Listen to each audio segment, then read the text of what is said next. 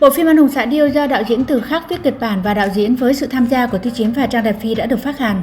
Sau khi bộ phim được phát sóng, có thể nói là truyền miệng đã bị phân cực. Những người cho rằng nó tốt thì khen ngợi bộ phim này, trong khi những người khác cho rằng nó không tốt thì phàn nàn ngày càng gay gắt, và mỗi người có sở thích khác nhau.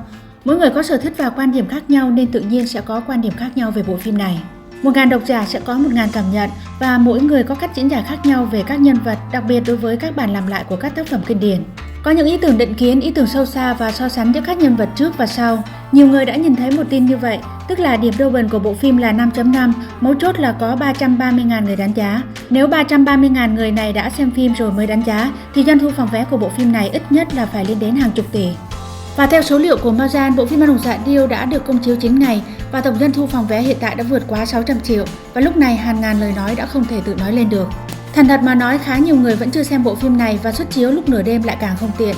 Điều mấu chốt là thực sự rất khó để có thể có được vé xem phim.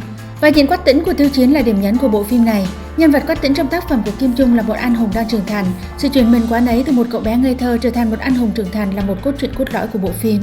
Đạo diễn Từ Khắc đã khắc họa tinh tế hơn quá trình trưởng thành của Quách Tĩnh và đặc biệt là những trải nghiệm trên thảo nguyên. Điều này đã giúp khán giả thực sự cảm nhận được hành trình của Quách Tĩnh từ một cậu bé chất phác lương thiện trở thành một người anh hùng thực sự gắn vác trách nhiệm công lý bảo vệ cho gia đình đất nước.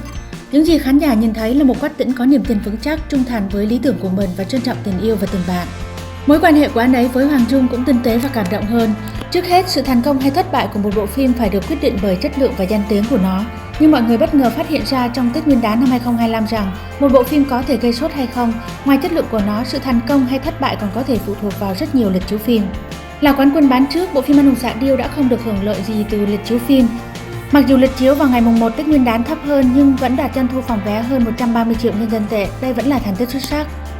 Nhưng lịch chiếu phim vào ngày mùng 2 Tết Nguyên đán thậm chí còn ít hơn và điều này thật sự khó tin và đây cũng chỉ mới là điểm khởi đầu. Khi một số ông chủ hợp tác với các rạp chiếu phim để chốt lịch chiếu phim của bộ phim Anh hùng xạ điêu liên tục bị kìm nén lại và nhiều thời điểm bất tiện cùng xuất hiện ở địa điểm nhỏ đã được sắp xếp, khiến cho một số lượng lớn khán giả không có lựa chọn nào khác ngoài việc xem những bộ phim khác nhau. Và điều này không có nghĩa là những bộ phim khác là tệ. Có thể hiểu rằng mọi người có mỗi sở thích khác nhau đối với các loại phim khác nhau. Chỉ có một điều, đó là bộ phim Anh hùng xạ điêu không được trao cơ hội công bằng để cạnh tranh về mặt lịch chiếu phim. Nếu doanh thu phòng vé và số lượng người xem bộ phim Anh hùng xạ điêu không tốt vào ngày đầu năm mới và số lượng suất chiếu bị giảm thì công chúng có thể hiểu được. Tuy nhiên, việc giảm số lượng suất chiếu khi thực tế là một bộ phim rất hay là điều không hợp lý.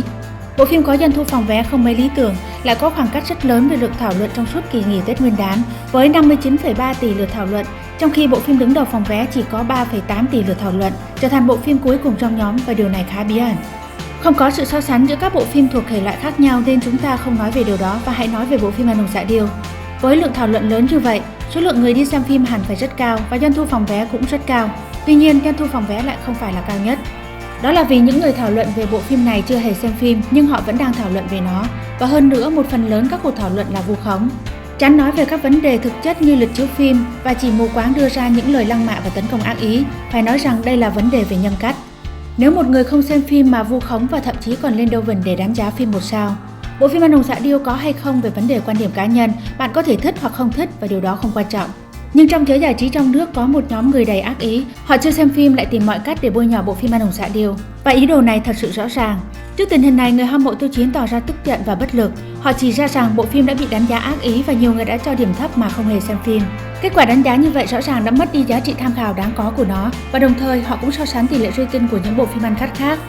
Ví dụ như bộ phim Na Tra, doanh thu phòng vé là hơn 6 tỷ nhân dân tệ, tuy nhiên chỉ có 500.000 người đánh giá. Nhưng bộ phim Anh hùng xạ điêu với doanh thu phòng vé hơn 600 triệu nhân dân tệ lại có tới 330.000 người đánh giá. Sự so sánh này chắc chắn làm nổi bật sự bất thường của hệ thống rating. Mặc dù xếp hạng của Rotten có thể phản ánh chất lượng của bộ phim ở một mức độ nào đó, nhưng nó không phải là tiêu chí duy nhất. Để hiểu được chất lượng thực sự của một bộ phim, chúng ta cần phải đến rạp xem trực tiếp và cảm nhận bằng trái tim. Và tóm lại, mặc dù bộ phim Anh hùng xạ điêu có sự tham gia của Tư Chiến đã gặp phải vấn đề về tỷ lệ rating ác ý, nhưng công sức và tâm huyết đằng sau nó là không thể vơi xóa.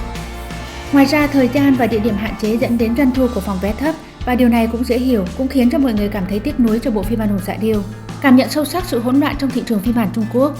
Nhưng dù vậy, nhóm Anh hùng xạ điêu vẫn giữ được sự tích cực và tươi tắn trong suốt chuyến lưu diễn và không hề có những lời phàn nàn. Sự trau dồi, tầm nhìn và sự mở rộng của họ thật đáng ngưỡng mộ.